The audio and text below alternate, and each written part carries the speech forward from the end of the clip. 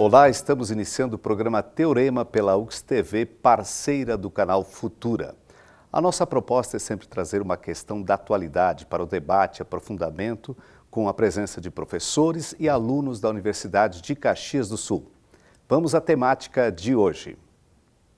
É através da língua brasileira de sinais que a comunidade surda é inserida na sociedade. No entanto, muitos surdos ainda estão excluídos dela. Isto porque as pessoas em geral confundem a habilidade de falar por meio da voz com a capacidade de comunicação e relacionamento da pessoa portadora desta deficiência. Por isso, a importância do aprendizado de Libras por profissionais de qualquer área, familiares e amigos. A partir do conhecimento, é possível integrar cada vez mais esta comunidade para que deixe de ser minoria e faça parte do todo. Então, o teorema de hoje pergunta: quais os desafios que o ensino de Libras enfrenta atualmente? E para debatermos e aprofundarmos esse assunto a partir dessa pergunta, nós contamos com a professora Flávia Machado, que coordena o programa de Libras da Universidade de Caxias do Sul. Também temos a presença da Ana Lúcia Gil Terres, que é intérprete de Libras e professora. E da Charlene Barros, aluna do programa de Libras da UX, e está na conclusão já do seu curso. Sejam bem-vindas. Obrigada. Professora Flávia, no Brasil temos uma população importante de surdos. Cada indivíduo é importante, mas pelo que eu sei, em torno de quase 10 milhões. Uma proporção em cada cidade certamente está distribuída, né? Temos um desafio muito grande ainda para a inclusão e a língua de sinais é fundamental nisso, né, professora? Sim. Já avançamos bastante nessa área, de 10 anos para cá aproximadamente, tanto na formação como também nesses aspectos de inclusão. Mas ainda há lacunas que ainda merecem ser dialogadas, discutidas, tanto nos aspectos acadêmicos, tanto no nível linguístico, como também no nível até político. Temos leis já que nos ajudam. Sim. Temos leis, né, que obrigam, tanto em lugares, instituições públicas e privadas, termos, como é que se diz, um intérprete, tradutor, como é que funciona? A Lei 12.319 de 2010 é que institui a atuação dos tradutores e intérpretes no Código Brasileiro de Ocupações. Por meio desse código, eles são contratados nas instituições públicas e privadas. Nessa lei, ela institui, então, a presença desse profissional, que ele é conhecido como TILS. O que é o TILS? É uma sigla, Tradutor, Intérprete, Língua de Sinais. Ficou simpática, né, a sigla, né? Bem e português. Próxima. Porque é uma língua que ela envolve duas situações, né? São situações da língua fonte para a língua alvo, ou seja, da língua portuguesa para a língua de sinais ou vice-versa. E são ações também que atribuem a presença desse tradutor e intérprete no aspecto tradutório e interpretativo. Ana Lúcia, você é professora também de ensino... Da Rede Municipal. Da Rede Municipal de Caxias do Sul. Ensino fundamental. Fundamental. Uhum. O que te despertou a necessidade? O que você viu acontecendo que te despertou? Não, vou fazer um curso de Libras. Foi justamente isso. Na época eu fazia magistério. E na época não se ouvia falar em Libras, era, digamos, há 10 anos atrás era muito remota essa questão da Libras, nem se discutia, não havia legislação. E eu tinha então um primo surdo, tenho até hoje esse primo, e não tinha muito contato com ele. Eu fui à crisma dele, vi a missa em Libras e fiquei encantada. E aí eu me questionei. Eu percebia uma exclusão que acabava acontecendo até no relacionamento. Inclusive na família, porque ninguém conseguia se comunicar com ele.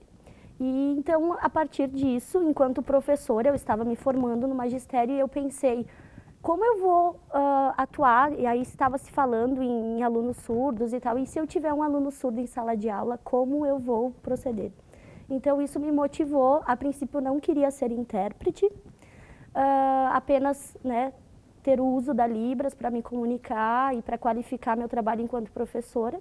Só que aí eles vão nos levando pela falta de profissionais, na época inclusive a Flávia, o pessoal, Ana vai ser intérprete, me sentia muito insegura, em função de que a qualificação na época era muito diferente da atual, não haviam profissionais ainda, estava se iniciando, havia uma parceria com a FENEIS, Então, a FENEIS o que é? A FENEIS, então, é a Federação Nacional de Surdos, certo, né? Que fazia parceria, então, a com gente faz umas instituições... traduções aqui de siglas também. É, né? a gente acaba esquecendo. É. Né?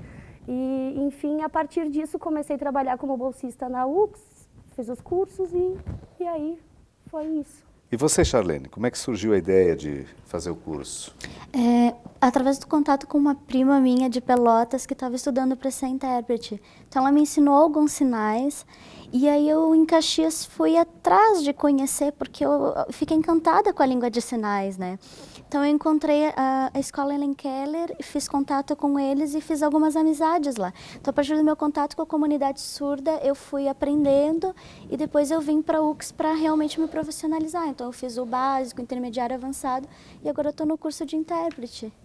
Porque o que me interessou, porque quando você aprende uma língua, a língua está diretamente relacionada a uma cultura. E quando eu comecei a ter contato com a comunidade surda, comecei você percebe a uma descobrir cultura, um mundo. uma cultura diferente, um mundo diferente. E eu fui me interessando por isso e eu disse, não pode ficar só no básico. E aí eu senti vontade de ser intérprete e eu disse, só com cursinhos básicos não dá, então resolvi estudar mais, então agora eu estou concluindo, né?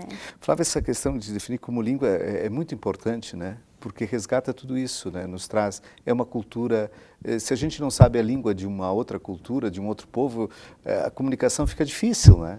Os estudos linguísticos, os estudos tradutórios, eles definem Libras, é língua brasileira de sinais. Língua de sinais são todas as línguas de modalidade visogestual, ou seja, são as línguas nosso país é Libras, mas temos a língua de sinais americana, a língua de sinais francesa e por aí vai. Como isso se processa em nível linguístico? Ou seja, porque hoje a própria legislação entende como uma estrutura gramatical viso a uma identidade de cunho de língua, ou seja, eu tenho uma cultura, que nem a Chay falou, eu tenho uma comunidade, eu tenho uma estrutura gramatical que me permite trazer esse conhecimento e por si só ter as minhas escolhas interpretativas para fazer uma atuação enquanto profissional tradutor e intérprete. Esse realmente é um campo de nível linguístico e tradutório. É fácil aprender a língua de sinais? Relativo. Meninas? É muito relativo. Depende muito do contato que se tem com o surdo. Eu acho primordial, assim. Não tem como dizer, eu vou aprender língua de sinais sem ter contato com o surdo. Tudo que eu aprendi foi com os surdos. Eu tive professores, ouvintes maravilhosos, mas foi o surdo que foi o principal, porque é ele que te dá o feedback. Quando tu está atuando, que tu está fazendo as tuas escolhas interpretativas, é ele que diz se a escolha foi boa, embora ele não ouça, mas o teu contexto, aquilo que tu está atuando, traz essa questão. E a questão técnica, ela é importante, ela é primordial, mas o retorno do surdo, aquilo que tu aprende com ele, não tem preço. Pois não, Flávia? Posso complementar? Claro. Quando ela fala assim em relação a esse contato com o surdo, é como, por exemplo, tu aprender o inglês ou o espanhol. Quando tu faz essa imersão num país que fala realmente a língua materna, que usa inglês ou usa o espanhol, naturalmente esse contato vai enriquecer, ele te dar um upgrade, como se diz, né, no conhecimento. E quando ela se referiu à questão de ter esse contato com o surdo, isso te permite também dar esse upgrade de trazer um nível de conhecimento que, se tu ficar só na esfera teórica ou a questão apenas de um conhecimento técnico, essa naturalidade que a língua tem de um processo comunicativo... Que ela é viva como qualquer língua, ela, né? ela não vai se tornar algo prazeroso nem natural. Então, essa ação que trazendo um aspecto mais complementar da fala dela, vai te permitir a naturalidade num processo comunicativo. E a fluência, que a gente fala tanto em Libras, ela vem disso, decorrente do contato que tu tem com o surdo, porque às vezes tu tá num ambiente e as pessoas te confundem com o surdo. Porque a gente está ali no bate-papo e aí o ouvinte que está próximo pensa que é um grupo de surdos, porque a gente acaba imergindo nessa cultura deles e em alguns momentos a gente se pega sinalizando por aí, confundindo, ao invés de estar oralizando com as pessoas, a gente acaba sinalizando, fica tão introspectivo isso. Charlene? Verdade. Bom, complementando o que elas disseram, realmente esse contato é algo muito importante. como eu havia falado, por esse contato eu senti o desejo de ser intérprete. Então, eu tinha o conhecimento da parte linguística, mas me faltava a parte técnica. E aí que a universidade entrou, através do curso de intérprete, para que eu pudesse agora não só ter o conhecimento dos sinais, mas conhecer toda a teoria, toda a técnica por trás, para que eu possa também ser uma boa profissional, para que eu possa entender da ética profissional, da questão da postura e de todas as outras coisas que compõem o profissional intérprete, porque o contato é imprescindível, mas a técnica também, isso é que forma o profissional intérprete, né? Muito importante que as colegas trouxeram, hoje são meus colegas, né? A gente forma, mas eles acabam depois, como eu sempre digo em sala de aula, vocês serão as minhas colegas de atuação, porque eu também sou tradutora intérprete. E quando ela colocou que realmente, há 10 anos atrás, se tu parar para pensar, não havia um entendimento no campo linguístico nem nos estudos da tradução. Havia-se um desejo, um anseio de que tinha necessidade de formar tradutores e intérpretes, porque não bastava ter apenas o curso básico de Libras ou apenas o contato com a comunidade surda, se não tivesse esses aspectos técnicos que a Charlene colocou agora. Esses aspectos técnicos que te dá a amplitude da atuação do profissional no campo, no mercado de trabalho. Perfeito. Pois não, pode comentar. Nessa época, então, há 10 anos atrás que eu fiz o curso, a gente não trabalhava muito as questões que se referem à competência tradutória, a questão mais técnica. Nós íamos e tínhamos que dar conta daquilo, algumas técnicas sim, mas muito superficiais diante do que a gente tem hoje. Então... Até porque os professores não tinham conhecimento, claro, não tinham formação para isso. Quanto tempo leva o curso, Flávia? O curso presencial agora ele está em torno de 1 ano e meio, mas com estágio fica 2 anos. 2 anos, mas é um curso rápido, né? Quer dizer, às vezes as pessoas pensam, quanto tempo? Ele tempo é um razoável. curso de curta duração, vamos por assim dizer, mas ele ocorre 2 vezes ao mês, são sábados, durante os sábados, né? Isso. Sim. E ele talvez ficaria um pouco menor se fosse todos os sábados. Mas assim ele permite, né, que muitas professoras, muita gente possa participar. Né? Mercado de trabalho não falta, né, meninas? Não, pelo contrário. Eu, assim, estou há 8 anos na UX, eu trabalho no PIMA e isso já é uma demanda grande. Traduz o PIMA. No PIMA, é Programa de Integração e Mediação do Acadêmico. E eu já estou trabalhando há 8 anos ali, e então 20 horas ali, 20 no município, já consome a minha carga horária praticamente. Então a gente acaba não conseguindo dar conta da demanda de empresa, de outras instituições. Eventos. Assim por diante. Charlene, é assim mesmo? É assim mesmo. Por exemplo, em Caxias existem muitos eventos, palestras, discussões, principalmente pela prefeitura que precisa muito de intérpretes. Aí eles fazem aqueles contratos, como que se chama, Flávia? A prefeitura tem feito por meio de licitações ou nota de empenho, né? Uhum. Mas assim, esses profissionais, além de contratos que há, que nem na universidade, existe muita atuação que é conhecida como freelance, ou seja, esporadicamente, sim, eu vou lá, sou chamada e faço... Eventos, né, principalmente. Palavras, o bico, faço um bico, né, para atuação no mercado de trabalho, mas é conhecido como freelance, né? Mas existem muitos espaços de atuação com carteira assinada também. O que precisa, o que está faltando é intérpretes formadas, né? Porque para cada espaço existe um nível... Por exemplo, você precisa ser intérprete e ter graduação. Para atuar na pós, você também tem que ter pós-graduação. Para nível médio, você tem que ter o curso de intérprete e mais o nível ensino médio, né? Para cada espaço é um grau de estudo também, né? A legislação, ela estabelece isso. Claro.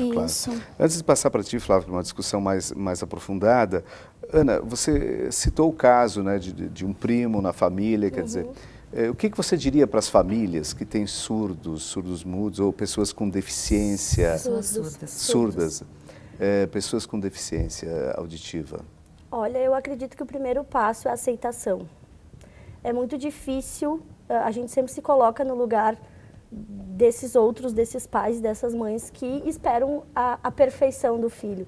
Ainda se tem, isso já evoluiu, mas quando a esposa está grávida, a mãe está grávida, ela está esperando um filho perfeito. E aí ainda existe um preconceito muito grande. Eu tenho um filho surdo e agora? Então eu acho que a primeira coisa é a aceitação. e depois procurar ajuda.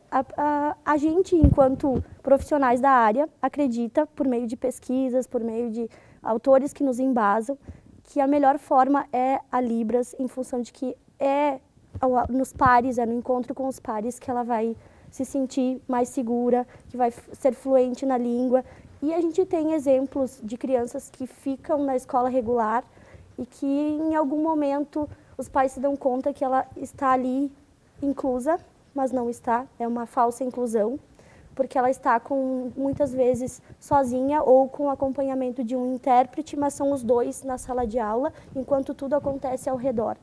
Então, eu acredito que a primeira coisa é procurar ajuda, procurar profissionais que possam atender e que ela possa aprender a língua de sinais como sua primeira língua, que não tem problema nenhum. As pessoas acreditam, se a pessoa não fala, se ela não ouve, ela não consegue se desenvolver intelectualmente, não consegue. Não existe nada. A única questão é a falta de audição. Então, acho que é por aí. Essa discussão que a Ana traz é uma discussão de âmbito que é um movimento nacional que se fala sobre a educação bilíngue, ou seja, esses pares linguísticos dentro de um mesmo espaço é muito importante para a criança. Ela ser inserida numa escola onde tenha a fluência em língua de sinais, onde o professor ensina por meio da língua de sinais, onde seus colegas usam a língua de sinais e por aí vai. E se não houver isso, realmente o aprendizado dessa criança se distancia. E como tu colocaste, né, a presença do intérprete, apenas o aluno surdo, fica só uma relação entre os dois. E a relação que é uma amplitude na educação, que é dentro do espaço da sala de aula com o professor, e isso acaba rompendo. Por isso a importância de uma educação bilíngue. Mas isso é um tema para uma discussão certamente, de outra ordem. E muito importante, né? Porque também, se não ocorre isso, já há uma exclusão muito forte, né? A universidade ela tem oportunizado, a nível de pós-graduação, o curso de educação bilíngue para surdos. Flávia, você antes queria entrar numa questão, um certo aprofundamento, né? É a questão da tradução, como é que era mesmo? A tradução e interpretação? São conceitos, né? São conceitos. Teoricamente falando. As colegas têm propriedade na questão prática disso, nas suas vivências, enquanto profissionais. Eu também posso falar por mim enquanto profissional. A atuação do processo tradutório é quando, por exemplo, eu recebo o texto na modalidade escrita da língua portuguesa e vou fazer uma tradução para a versão em Libras, ou da versão em Libras para uma modalidade escrita da língua portuguesa. Isso é um processo tradutório, ou seja, eu tenho esse tempo hábil com as minhas escolhas interpretativas para fazer a minha tradução. Já na interpretação, existe dentro do estudo da tradução outras modalidades, mas a que é mais usual para a nossa área é a consecutiva e a simultânea. Os surdos têm uma opção, que é mais a simultânea, ou seja, eu escuto o enunciado, eu escuto o texto falado e faço a minha interpretação simultânea, né, no exato momento que eu estou escutando e fazendo as minhas escolhas interpretativas nesse exato momento. E isso aqui exige técnicas que nem as gurias estavam colocando. Essas técnicas que te envolvem de como ouvir uma língua que é totalmente estrutural, que ela é auditiva, para uma língua de estrutura visual, que ela envolve todo um aspecto corporal de expressões e ações gramaticais. Uma curiosidade, e há sotaques na língua? Os dialetos, sim, dialetos, sim. Um exemplo clássico disso é, por exemplo, em São Paulo, pessoa, o sinal de pessoa é utilizado com essa configuração, pessoa. Outras regiões, pessoa também. Já aqui, por exemplo, no Rio Grande do Sul, se utiliza pessoa, com esse movimento aqui. E por aí vai tantos outros sinais que tu possa ser destacado. Sim, o tamanho desse país é muito comum. Que nem, por exemplo, o pão, tratando-se de língua portuguesa, nós temos o pão francês, o cacetinho, pão d'água, dependendo da nossa região. A carne moída, o guisado, o boi ralado, né? E assim são polissemias da própria estrutura da língua. E nós falamos em língua brasileira de sinais. Cada país tem a sua língua de sinais? Sim, cada país tem. Aqui é a língua brasileira de sinais, por isso Libras. Quando a gente fala em língua de sinais, a gente está tratando isso de uma estrutura gramatical mesmo. Eu quero tratar do assunto gramatical, mas, por exemplo, eu quero falar sobre língua de sinais americana. Eu estou me referindo à língua de sinais culturalmente daquele país, lá dos Estados Unidos. Ou língua de sinais francesa. Estou falando especificamente da língua de sinais francesa, ou seja, os aspectos culturais que envolvem essa língua. Aqui é Libras, então é a língua brasileira de sinais que envolve a nossa cultura brasileira. É muito diferente? Flávia? Sim, muito diferente. Bastante diferente. Bastante diferentes. Por exemplo, nos Estados Unidos, o intérprete, a gente usa o intérprete aqui. Esse aqui é o sinal, interpretar. Lá nos Estados Unidos, interpretar.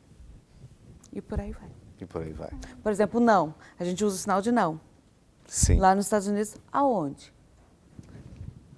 Então, são questões linguísticas que precisa, como ela disse, questões técnicas. Não basta só tu saber o sinal isolado disso. Claro. Existe todo um arcabouço de questões técnicas E aquilo que que é você necessário. falava, a inserção, né, com o grupo, com as pessoas, é que permite também aprender e perceber como as questões são recebidas. A gente acaba né? pegando no contexto, a gente fala o contexto da conversa. Às vezes a gente sai daqui e vai a Porto Alegre, porque é regional, as pessoas pensam, Libras é universal. A gente sai daqui, vai a Porto Alegre e tem algum sinal que às vezes tu já faz a expressão Que assim, é isso? mas pelo contexto tu acaba pegando o sinal. E essa variedade eu acho que enriquece por ser uma língua viva, essa troca é muito interessante, muito legal. Charlene, por favor. Porque assim como na língua, por exemplo, na língua portuguesa, existem variações regionais, acontece a mesma coisa com a Libras. A gente estuda um autor que se chama Marcos Banho, que fala do preconceito linguístico, que ele trata da língua portuguesa, das regionalidades, que não existe um certo e um errado, existe um português padrão. E aí as variações linguísticas. A mesma coisa acontece na Libras. Você tem a língua brasileira de sinais, alguns sinais são padrão, a forma, mas conforme a cultura de cada estado, de cada região, vai haver variações linguísticas. E isso não torna um sinal errado ou certo, é uma variação, assim como no português. Por isso Flávia, que, teoricamente, sim. eu digo, num livro que eu publiquei, que existem escolhas linguísticas, bem naquilo que ela está colocando. Não existe um certo ou errado, são propriedades linguísticas que eu vou... O que é linguística? Que você vai escolher, eleger adianta a minha língua para uma outra língua. Comunicação. O que eu vou escolher que fica mais adequado? Perfeito. Flávia, para quem quer mais informações, como é que encontra sobre o curso que a universidade oferece? Nós temos duas modalidades do curso. Agora nós temos, que é a novidade, que é o curso Tradutor e Intérprete de Libras, né, de Libras e Português, que é na modalidade à distância. E também tem o presencial, com as inscrições elas vão começar agora a partir do mês de agosto, no site www.ux.br. Ou pode entrar em contato pelo e-mail libras@ux.br. Também, se preferir conversar pessoalmente, tem o telefone 3218 2631. Ok, muito obrigado pela presença, pelas informações maravilhosas que nos trouxeram. Certamente ajuda a todos nós a estarmos mais abertos, atentos e fazermos algo para que a inclusão desse público, seja do público surdo, né, seja mais eficaz no nosso país. O Teorema de hoje termina por aqui. Nós voltamos na próxima edição com outro assunto para o debate. Até lá!